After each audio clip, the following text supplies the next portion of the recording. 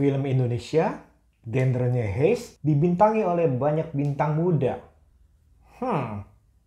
Kira-kira meragukan atau malah akan menggemparkan? Hey! Selamat bergabung kembali di channel BB69. Sobat BB69, apa kabar kalian semua nih? Semoga dalam keadaan sehat-sehat selalu. Angga Dwi Mas Sasongko mempunyai sebuah film heist terbaru yang berjudul Mencuri Raden Saleh.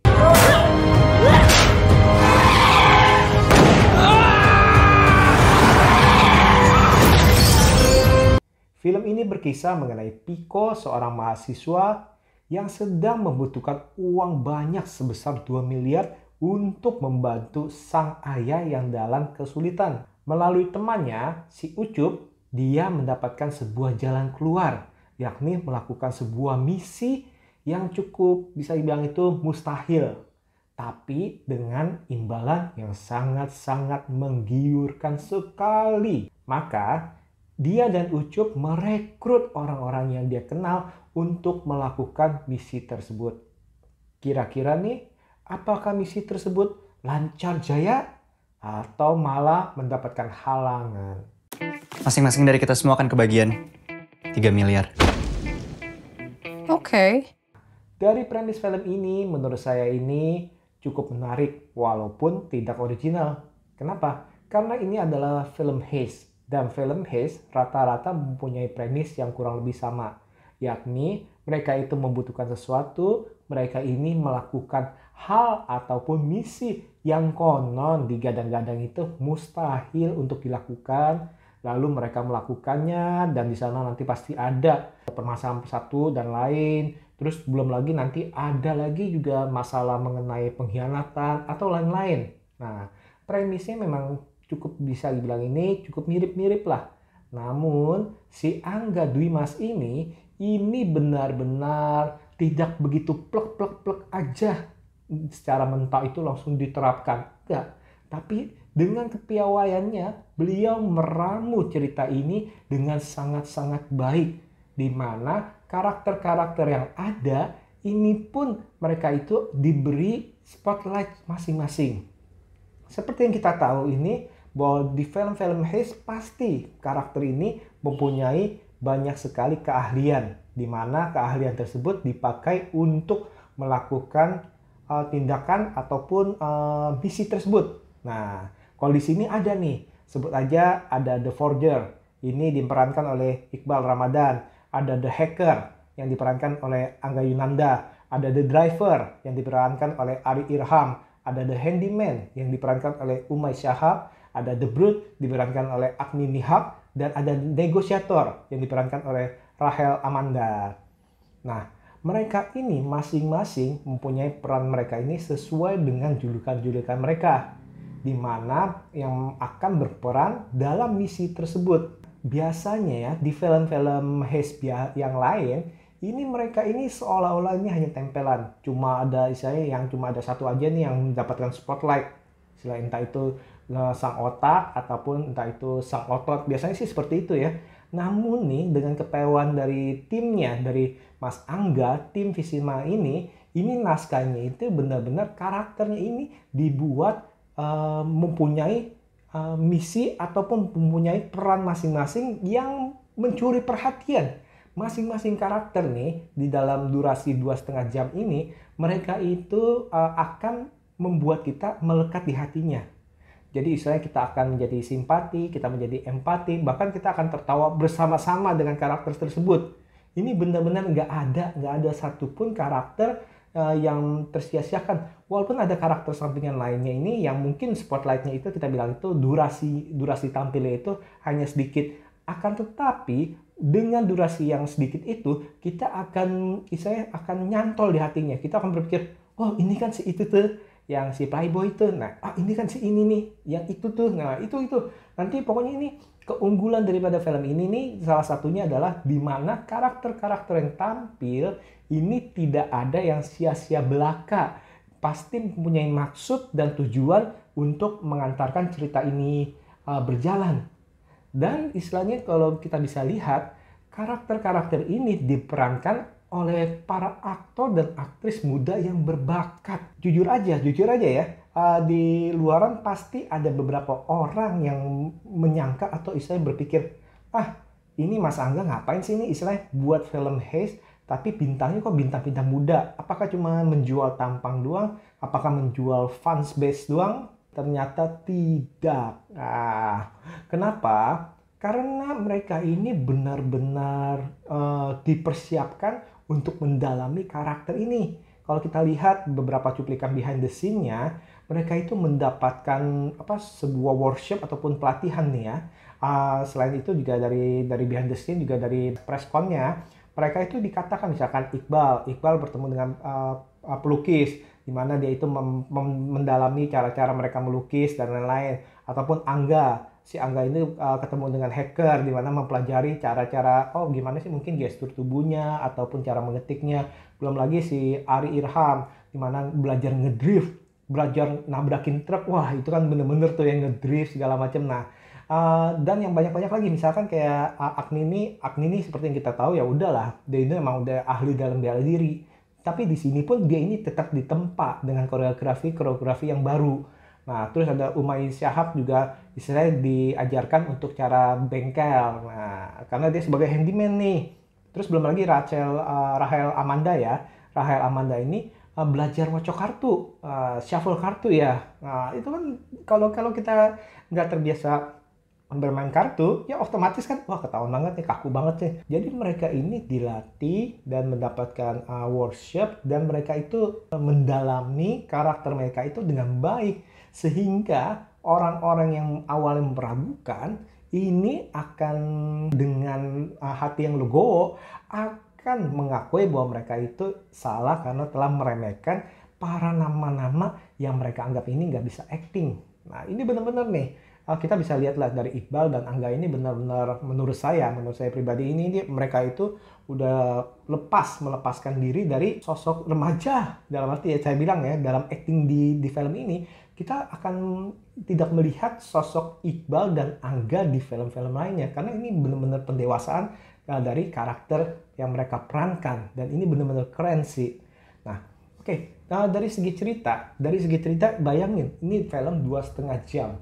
Bila ceritanya tidak dijaga dengan tempo yang bagus atau tempo yang baik, pasti orang-orang akan bosen, akan boring. Namun di film ini temponya benar-benar terjaga. Istilahnya 2,5 jam itu adalah bisa bilang itu padat, istilahnya. Tidak ada apapun yang istilahnya yang tidak berguna. Biasanya kan kadang-kadang kan suka dipanjang-panjangin dengan dramatisir yang tidak diperlukan, cerita-cerita cinta yang dipanjang-panjangin, atau istilahnya drama-drama keluarga yang tidak perlu terus dipanjang-panjangin. Nah, di sini tidak nih. Jadi di sini ini paket kompak yang padat, full, di mana ceritanya itu dari awal sampai akhir pace-nya itu terjaga, dan ketegangannya itu bisa bilang itu naik terus. Walaupun nanti naik terus agak lurus, landai, naik lagi, landai, tapi tidak ada tempo yang turun. Nah, ini dia. Ini yang membuat kalau saya lihat ini orang-orang di bioskop itu menonton dengan serius, dan mungkin tidak ada yang ke WC kali ya saya bilang ya. Karena mereka benar-benar terpaku melihat, benar-benar mengikuti cerita itu dan tidak mau lepas dari cerita itu. Nah, cerita ini kan seperti yang kita tahu ini mengenai cerita Haze. Cerita Haze itu bukanlah mengenai cerita yang gampang nih. Karena harus tahu gimana kita istilahnya menaruh ketegangannya, gimana kita menaruh konflik-konfliknya. Nah, di sini nih ditaruh dengan sangat baik dan dipadukan dengan flashback yang memang biasa kita temukan di film-film lainnya nih, film-film Haze lainnya, mungkin mengenai perencanaannya, mengenai apanya segala macam. Tapi di sini ditaruh dengan sangat-sangat baik juga nih. Jadi benar-benar pas dan pas istilahnya. Nah, dari film Haze itu, di film ini juga yang perlu kita perhatikan adalah aksinya. Aksinya itu mau kita ngomong apa? aksi tarung tangannya itu ataupun tarung memakai segala sesuatu yang ada di sekitar, baik itu nampan dan lain-lain. Ini nggak usah diragukan lah koreografinya ya. Koreografinya itu benar-benar oke, gaya tarungnya keren.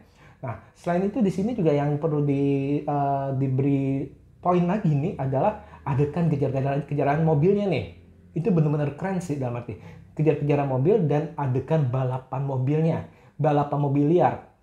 Adegan balapan mobil liarnya ini kalau saya sih nggak mau ngomong besar, tapi ini seolah-olah nih saya menonton film Fast Furious yang pertama nih atau yang kedua nih, dan itu benar-benar tidak lebay dan dieksekusi. Kan kadang-kadang kan kalau kita ngomong atau saya menonton film-film balapan itu kadang-kadang kan ya di fast forward, dicepetin atau kameranya agak-agak bener-bener istilahnya dibuat seolah-olah seru. Tapi di sini ini benar-benar pergerakan kameranya, tata kameranya maupun teknik daripada mengemudinya ini benar-benar profesional dan benar-benar istilahnya diatur dengan sangat baik sehingga kita juga ikut merasakan ketegangan dan kita percaya bahwa itu adalah balapan. Nah, ini dia nih, ini benar-benar wah banget dah, benar-benar. Tadi adegan fightingnya, adegan balapannya, wah itu keren deh pokoknya. Belum lagi nanti ada adegan yang truk itu tuh, nah itu di trailer ada, nah ini ada juga. Terus abis itu adegan apa lagi? Adegan kejar-kejaran yang di atap. Nah itu juga tuh, itu benar-benar harus kita hargai itu. Itu pengambilan gambarnya itu nggak menurut saya pribadi ya, itu tidak membuat kita pusing. Kadang-kadang kan disengaja digoyang-goyangin supaya seru, tapi ini benar-benar stabil dan benar-benar saya bisa bilang itu walaupun goyang itu tapi mata kita nggak pusing.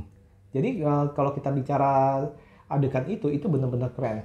Selain itu juga sinematografinya ya, tata kameranya ya, Mas Angga kita udah tahu lah film-filmnya itu nggak ada yang zonk. Karena semuanya film-filmnya beliau ini sinematografinya, pergerakan kameranya itu benar-benar udah bisa dipercaya lah, benar-benar. Jadi itu masih benar-benar top.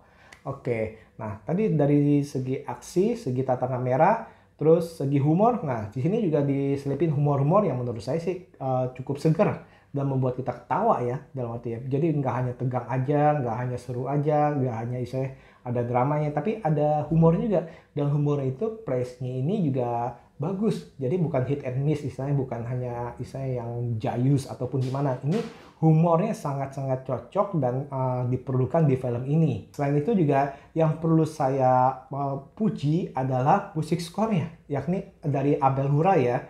Ini katanya ini konon merupakan film pertama nih, jadi berdana nih dia menangani musik score ini.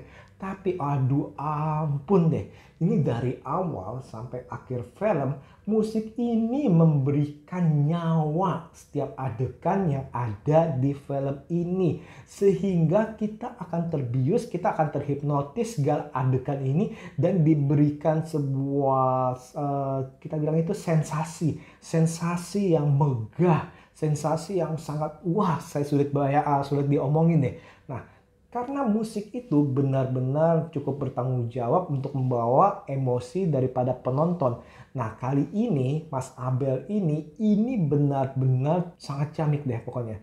Nah, kalian misalkan kalau suka musik, nah kalian coba dengar nih dari awal sampai akhir, ini tensi ketegangan, tensi segala macam, dramanya segala macam ini terjaga oleh musiknya yang benar-benar keren. Saya rasa sekian dulu untuk review Mencuri Raden Saleh.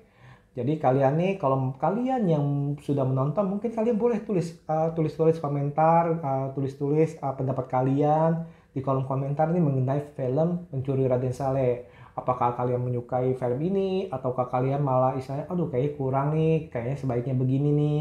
Atau kalian suka dengan karakter yang mana nih? Atau malah kalian berpikir, wah harus ada ini nih, harus ada apa? Sequelnya. Atau juga selain itu, apakah kalian suka film-film heist lainnya? Kira-kira film heist apa nih yang kalian suka nih? Nah, kalian tulis aja di kolom komentar. Jangan lupa juga untuk follow, subscribe, like, dan juga share agar kami tetap bisa berkarya. Sekali lagi, terima kasih dan jangan lupa tonton terus film Indonesia agar perfilman Indonesia tetap maju. Sekali lagi, terima kasih dan see you!